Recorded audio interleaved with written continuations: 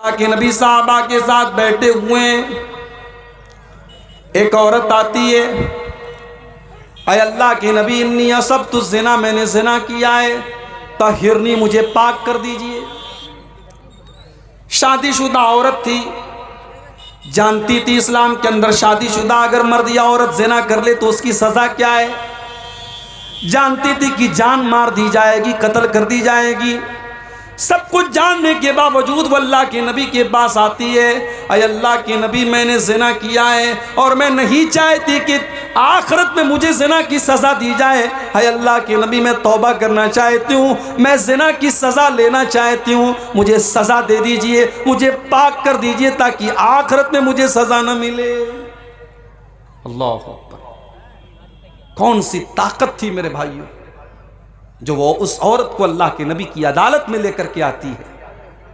आज तो मुजरिम अदालत से भागता है, आज तो मुजरिम रिश्वत दे करके सोचता है मैं सजा से बच जाऊं, लेकिन जब ईमान पैदा होता है तो मुजरिम अदालत में चल करके आता और कहता है कि मुझे सजा दी जाए। अल्लाह के नबी ने टालने की कोशिश की, आपने कहा जाओ क्या बात कर रही हो, उसने कहा मुझे टालने की कोशिश न कीजिए, मैंने ज़िना किया है और मैं उसका सबूत भी लेकर के आई हूँ, मैं हमल से हूँ, मैं पेट से हूँ, अल्लाह के नबी मुझे ज़िना की सज़ा दे दीजिए।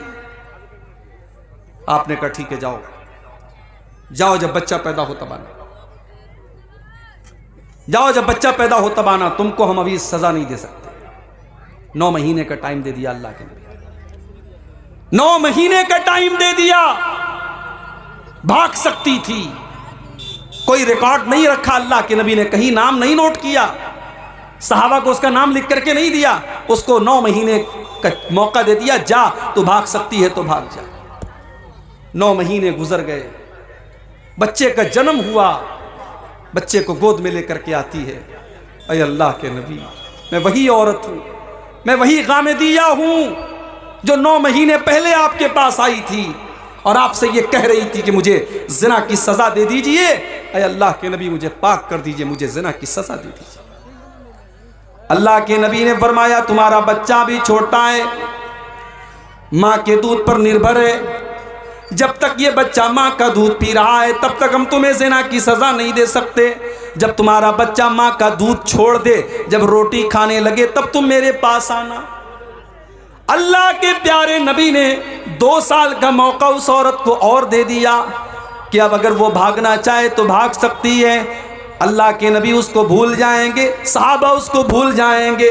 2 साल का टाइम गुजर गया, उस औरत का बच्चा रोटी खाने लगा, अपने बच्चे को इस हाल में लेकर के आती है कि बच्चे के हाथ में रोटी का टुकड़ा है। अय अल्लाह के नबी मैं वही औरत हूँ जिसने आपके पास आकर के ज़िना का इकरार किया था। अय अल्लाह के नबी देखिए मेरा बच्चा रोटी खाने लगा, अब तो मुझे ज़िना की सज़ा दे दीजिए। नबी अकरम ने बच्चा एक मुसलमान के हवाले किया, जमीन में गड्ढा खोदा गया,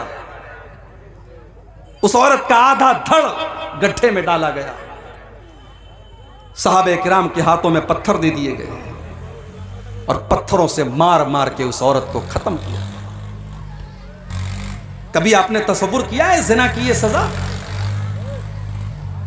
मुझे याद आता है राज ठाकरे ने एक मर्तबा कहा था, जब दिल्ली के अंदर चलती बस पर एक लड़की का ज़िना किया के साथ रेप किया गया, और सिर्फ रेप ही नहीं किया गया बल्कि जानवरों की तरह उस लड़की के साथ, उस औरत के साथ सलूक किया गया, और पूरे भारत में उस केस को निर्भया कांड के नाम से याद किया गया। तो राज ठाकरे ने उस मौके पर कहा था कि रेप करने वालों को वही सजा देनी चाहिए जो इस्लाम देता है। मगर यहां एक बात नोट कर लो,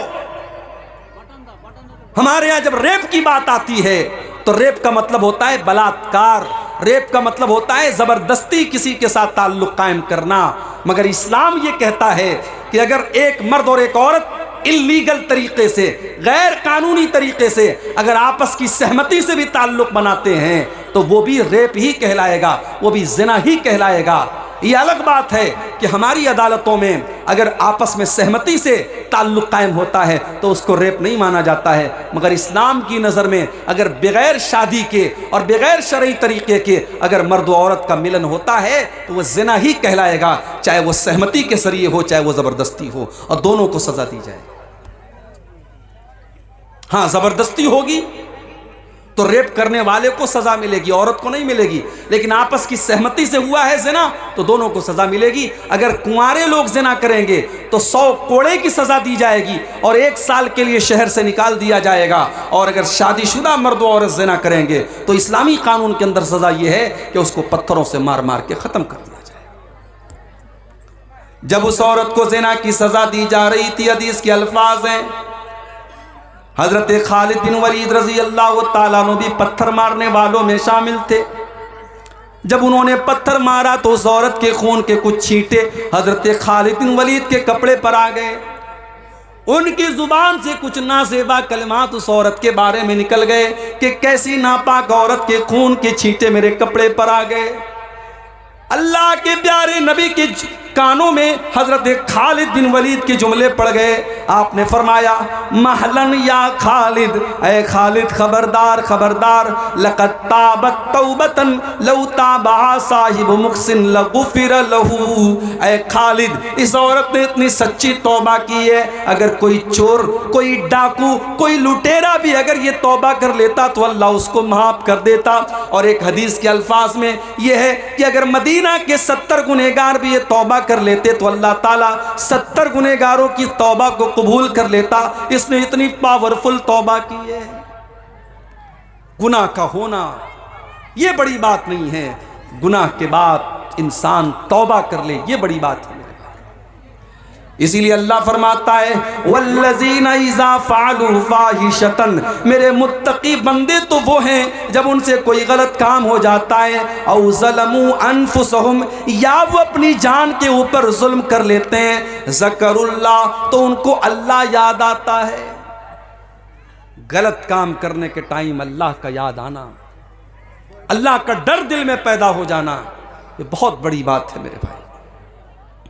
बड़ा मशहूर वाक़या आपने सुना होगा, गार वालों का वाक़या, जो 3 लोग एक गार में जाकर के फंस गए थे और तीनों ने आपस में तय किया था कि हम अल्लाह से दुआ करेंगे अपने अपने नेक अमल का वसीला लगा करके, हो सकता है कि अल्लाह हमारी इस मुसीबत को दूर कर दे। उन 3 लोगों में से एक इंसान ने ये दुआ की थी कि अल्लाह, मेरी एक चचाजाद बहन थी, मेरे चचा की लड़की थी, मैं उससे बहुत ज़्यादा मोहब्बत करता था। एक मर्द एक औरत से जितनी मोहब्बत कर सकता है मैं उस औरत से बेइंतहा मोहब्बत करता था। मैं उस लड़की को हासिल करना चाहता था, मैं उसके साथ अपनी शहवत को पूरी करना चाहता था, मगर मेरे पास कोई कंट्रोल नहीं था। उसको पाने की कोशिश कर रहा था लेकिन मैं हासिल नहीं कर पा रहा था। एक मर्तबा सूखा पड़ गया, कहत साली पड़ गई, और वो गरीब लड़की थी, गरीब औरत थी, वो मेरे पास आती है, मुझसे मदद मांगती है और मैं उसको 100 दीनार देने का वादा करता हूँ। 100 दीनार या 120 दीनार देने का मैं वादा करता हूँ, इस शर्त पर कि वो मेरी ख्वाहिश को पूरा करेगी, मेरी बरसों की इच्छा को और मेरी ख्वाहिश को वो पूरा करेगी। अय अल्लाह, उस औरत के साथ मैं गलत काम करने के लिए तैयार हो गया, और जब ऐन मौके पर मैं उस औरत के साथ अपनी ख्वाहिशात को पूरा करना चाहता था और मैं उस औरत के साथ जिना करने वाला था, बदकारी करने वाला था, ऐन मौके पर उस औरत की जुबान से निकला, इत्तक़िल्लाह वला तफ़ुज़्ज़ल ख़ातम इल्ला बिहक़्क़िही, अल्लाह से डर, और जिस चीज़ का तुझे इख्तियार नहीं है, जिस चीज़ की अल्लाह ने तुझको इजाज़त नहीं दी है, उस चीज़ का तू इस्तेमाल न कर। जो चीज़ तेरे लिए जायज़ नहीं है उस चीज़ को तू इस्तेमाल न कर। आय अल्लाह, उस औरत की ज़ुबान से जब ये जुमला मैंने सुना, मैंने फ़ौरन उस गलत काम के इरादे को तर्क कर दिया। मैंने वो 120 दीनार भी उसको दे दिए और मैंने ज़िना का इरादा भी तर्क कर दिया। आय अल्लाह, अगर ये अमल मैंने तेरे डर से किया था तो आय अल्लाह तू आज इस मुसीबत को दूर कर दे बुखारी शरीफ के अल्फाज हैं, अल्लाह तबारक व तआला ने उन तीनों लोगों की दुआओं की वजह से उनको गार से नजात दे दी और बचा लिया। मेरे प्यारे साथियों, ये होता है गुनाह के टाइम अल्लाह का डर अगर आपके अंदर है तो इस बात की दलील है कि कहीं ना कहीं आपके दिल में ईमान मौजूद है। अल्लाह ने फरमाया जब उनसे कोई गलत काम हो जाता है तो वो अल्लाह को याद करते हैं, वलम युसिर्रु अला मा फ़अलू वहुम यालमून, और वो अपने गुनाह के ऊपर जमे नहीं रहते हैं, अपने गुनाह के ऊपर वो डटे नहीं रहते हैं। अच्छा, तौबा का मतलब क्या होता है? कभी आपने गौर किया इस पर? तौबा किसको कहते हैं? बहुत सारे लोग ये समझते हैं कि तौबा का मतलब या अल्लाह तौबा, या अल्लाह तौबा, या अल्लाह तौबा। अगर कोई जुबान से कह दे तौबा हो गई, नहीं साहब, ये तौबा नहीं है।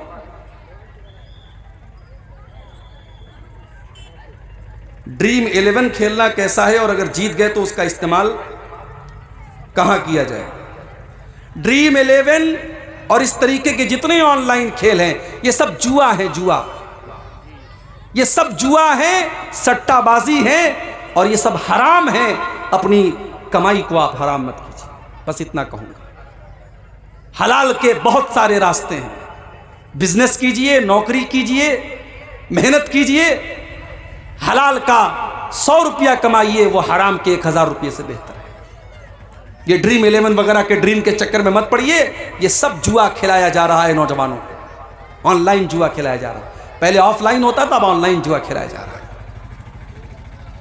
तो अल्लाह की बारगाह में गुनाह करने के बाद जो मुत्तकी लोग होते हैं वो गुनाह के ऊपर डटे नहीं रहते हैं, इसरार नहीं करते हैं, वो अपने गुनाह का इकरार करते हैं, अल्लाह की बारगाह में माफी मांग लेते हैं। मेरे प्यारे नौजवान साथियों, आज कितने नौजवान हैं वो गलत काम कर रहे हैं मगर उनको ये एहसास नहीं है, उनको ये एहसास नहीं है कि हम गलत काम कर रहे हैं। तौबा करने का ख्याल भी उनके दिल में नहीं आता है। आओ मैं तुमको बताऊं कि तौबा किसको कहते हैं। तौबा 4 चीज़ों का नाम है। कभी गाड़ी चलाई आपने, कार चलाई है? कार आप जब चलाते हैं तो कार को जब पलटाते हैं, आप जब यू टर्न लेते हैं तो यू टर्न लेने का नाम है तौबा। तौबा का मतलब होता है यू टर्न लेना। तौबा का मतलब होता है पलट के आ जाना। इसका मतलब यह हुआ कि जब एक इंसान ने गलत काम किया तो वो सीधे रास्ते से भटक गया था और जब उसने तौबा किया तो उसने यू टर्न ले लिया, वो सही रास्ते पर वापस लौट के चला है। आजकल बड़ा एक मुद्दा गरमाया हुआ है। मौलाना अरशद मदनी ने कह दिया कि साहब भारत में तो सारे लोग मुसलमान थे, इसलिए जो लोग इस्लाम को छोड़ करके कोई और मजहब में चले गए वो घर वापसी करें, हमें घर वापसी करने की जरूरत नहीं है। इसलिए कि सबसे पहले इंसान जिनको कुरान ने आदम कहा है और वेदों में मनु कहा गया है, और मनु की औलाद मनुष्य हैं और आदम की औलाद आदमी है, इंसान है। तो आदम अलैहिस्सलाम तो मुसलमान थे, इस्लाम के फॉलोवर थे, लिहाजा इस दुनिया का सबसे पहला धर्म इस्लाम है। और हमारे उस्ताद मोहतरम अल्लामा रईस अहमद नदवी रहमतुल्लाह अलैह की तहकीक के मुताबिक हज़रत आदम अलैहिस्सलाम जब दुनिया में आए थे तो इसी भारतवर्ष में आए थे, भारत की सरजमीन पर आए थे। लिहाजा भारत का सबसे प्राचीन अगर कोई धर्म है तो वो इस्लाम है। लिहाजा इस्लाम को छोड़कर किसी और मजहब में जो लोग गए हैं उनको घर वापसी करने की ज़रूरत है, मुसलमान को घर वापसी करने की ज़रूरत नहीं है। और एक बात आपको और बताऊं, जब बच्चा पैदा होता है, बच्चा यहूदी नहीं होता है, इस्लाम पर होता है, बच्चा हिंदू नहीं होता है, बच्चा मुशरिक नहीं होता है, बच्चा तौहीद पर पैदा होता है। अल्लाह के प्यारे नबी फरमाते हैं कुल्लु मौलूदिन यूलदु अलल फित्रा, हर बच्चा फितरत पर और इस्लाम के ऊपर पैदा होता है। फ़अबवाहु युहव्विदानिही व युनस्सिरानिही व युमज्जिसानिही, उसके माँ बाप उसको यहूदी बनाते हैं, माँ बाप ईसाई बनाते हैं, माँ बाप मजूसी बनाते हैं, माँ बाप मुशरिक बनाते हैं। इसका मतलब ये हुआ कि इस्लाम नेचुरल तरीका है, जिस तरीके पर अल्लाह ने इंसान को पैदा किया है वो इस्लाम का तरीका है। और जब इस्लाम को छोड़ता है कोई तो वो गलत रास्ते पर जाता है। इसीलिए सच्चे रास्ते पर लौट आने को तौबा कहा जाता है। और याद रखिए तौबा के अंदर 3 चीज़ें पाई जानी ज़रूरी है। इसको नोट कर लीजिए, आज की तकरीर की सबसे इंपॉर्टेंट बात इसको समझ लीजिए कि अगर कोई आपसे पूछे कि भाई तौबा किसको कहते हैं, तो आप बता दीजिए कि तौबा के अंदर 3 चीजों का होना जरूरी है। नंबर 1, सबसे पहली चीज तौबा के अंदर नदामत होनी चाहिए। मैंने गलत काम किया है, ये काम सही नहीं था। और इसीलिए जो बिदात करने वाले होते हैं उनके अंदर तौबा करने का ख्याल बहुत मुश्किल से आता है। अभी मैं कलिया चक से आपके इस गांव तक आ रहा था, चिलमारी तक आ रहा था, रास्ते में साहब टोपी लगा करके और कब्रिस्तान पे खड़े होकर के सलाम पढ़ा जा रहा है। रास्ते भर ये मंजर मुझको मिला। और जब कटिहार स्टेशन मैंने क्रॉस किया और कटिहार का जब ब्रिज आया है, तो देखा हमारा नौजवान बेचारा जो है वो